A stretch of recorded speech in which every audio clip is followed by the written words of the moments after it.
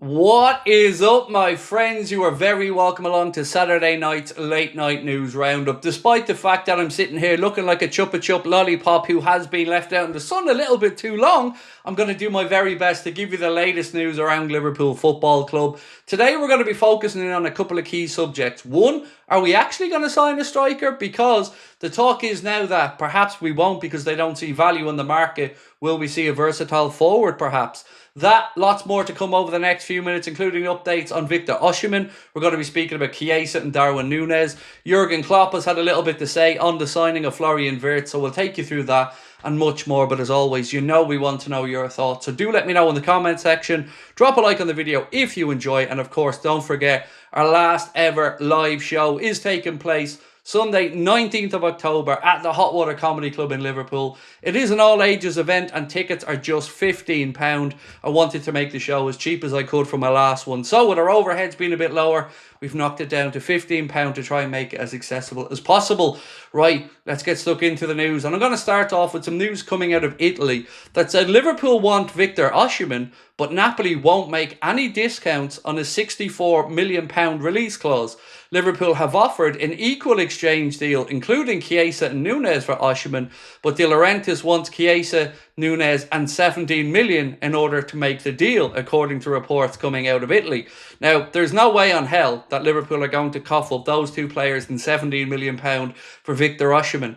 I don't know, quite frankly, if we will sign a striker. We know that we're still in the mix for Hugo Ekitike, but if you think back to what we spoke about the other day and some of the journalists reporting that Arne Slot wants a wide, versatile young forward that can play in all three positions across the front line, I'm starting to wonder, will Liverpool look to this market and quite frankly just not see any value in it? We know the numbers for Alexander Isak are just absolutely insane, 150 to 200 million. There's no value there. Victor Osimhen, well, I'm not sure where the club sit with that one. And Hugo Ekitike, he is available, but again, if Liverpool don't deem him to be the one that they want, will we see us perhaps bring in a versatile player like we've mentioned and ignore the centre forward position for this summer? Again, not saying anything as a matter of fact for now, but just preparing the groundwork just in case, because it is an uncertain time for Liverpool in their recruitment and the search for a number 9. So Fabrizio Romano has been saying this about Darwin Núñez. He remains Napoli's priority and their dream target. The club won't advance or close in different options until they've a chance to get Darwin Núñez. Now, of course, we're going to have to get to a number between the two clubs that works for Liverpool. Not really up to us to try and figure out the wages for Darwin at Napoli. That's between him and De Laurentiis, their president, maybe even Antonio Conte. But we got to make sure we can get as good a deal as possible. Looking at the situation with Federico Chiesa, there's a host of clubs in Italy looking at him. I think there's rumoured to be at least 4 clubs, including AC Milan and Napoli, interested in his signature. Obviously, we've got Harvey Elliott, who could be moving out as well. He scored for England today in the under-21 Euro, so well done to him. I believe that's at least the second of the tournament. Jurgen, he's been speaking a little bit about Florian Wirtz and the signing for Liverpool, and this is what Jurgen had to say. It will be really, really great. I'm sure of it. They've signed an exceptional talent in Florian Wirtz. I'm looking forward to seeing it. It's going to be good. Yes, Jurgen, it is going to be good. Now, hopefully, we can keep going here. The club seemingly not feeling overly confident for what's been written about the Ibrahima Konate situation. Liverpool obviously linked with Mark Gay. We'll have a little bit more on that in a minute. But if Konate doesn't sign on, maybe Liverpool are going to have to look to bring in 2 centre-backs during this window. And again, it is a fluid situation, so we'll wait and see. But so far, no breakthrough reported in any conversations with Ibrahima Konate. Fabrizio Romano has also been speaking about Liverpool's interest in Alexander Isak, and he said this: Liverpool would try to go for Isak if he became available, but at the moment, I don't have this feeling. The club too, from what I'm hearing, see it as a very, very difficult deal. Look, as much as I would love a centre-forward brought in this window, I don't think the club should be going out there and spending upwards of £150 million for Alexander Isak, because I just don't think he's that good. He's good enough. He's a very good player, but we're talking about £150 million.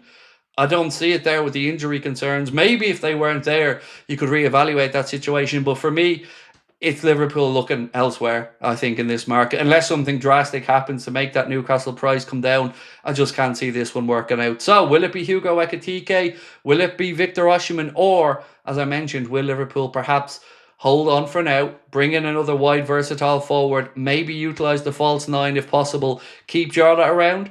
Let's wait and see how it plays out. But it wouldn't surprise me, and I'm just putting it out there, don't be surprised if Liverpool don't bring in a centre forward if they don't feel that there's value to be had. Right, Real Madrid were another club that were sniffing around Florian Wirtz. This report here from Greg Evans said Real Madrid were also aware of Wirtz's preference to sign for Liverpool and therefore decided against stepping up their interest.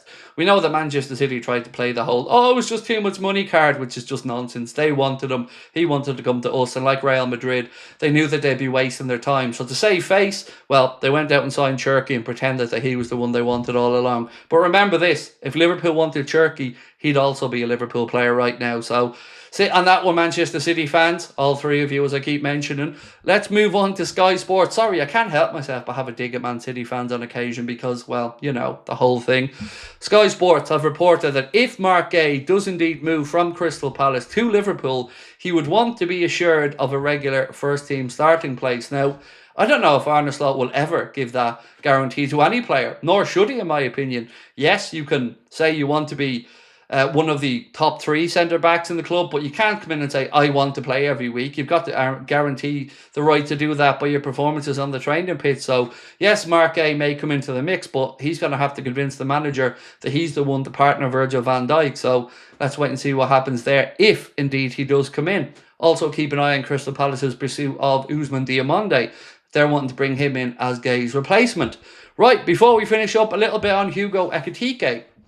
This piece here from Fabrizio Romano said, Hugo Ekitike is one of the players Liverpool have on their list. There were contacts in recent days. Liverpool have been tracking the player and believe he could be a nice opportunity. Nothing advanced because they wait to understand what's going to happen in terms of the transfer fee with Darwin Núñez exit. There is a feeling in the industry for Frankfurt maybe to drop the price later in the window, maybe from 100 million down to 80 million or 90 million euro. So even if they did drop it down, let's say somewhere in the middle, 85 million euro, that's in and around 70 million pound. At least you're getting into the realms of something that is realistic at that point and not the crazy valuations that we've seen. We know there's a dearth of striking talent out there at the minute and there's a lot of clubs looking, but again, you got to see some value in these deals and not just throw good money after bad. So if Liverpool deem that it is worth pursuing Ekitike, I believe he'll probably be attainable. We know that he's holding his powder dry at the minute, waiting to see what happens with Manchester United, waiting to see what happens with Chelsea. And let's be honest, probably waiting to see if the Reds are interested or not. So, ladies and gentlemen, that is it for me for now. Again, won't be a live stream tomorrow as we're away for the day, but might try and get a late video in tomorrow night as well. Always appreciate your support. As I mentioned, if you want to join our WhatsApp channel, well, you can do so by scanning the QR code there on the screen. Everybody's very welcome to come along and join us. And if you want to come and see us at Liverpool, like at the start of the video, the QR code is there and the link in the description for our last ever show. And again, thank you so much for your support. Again, I know I should have used some factor 30 or something, but hey, you live and learn. We'll talk soon. Much love.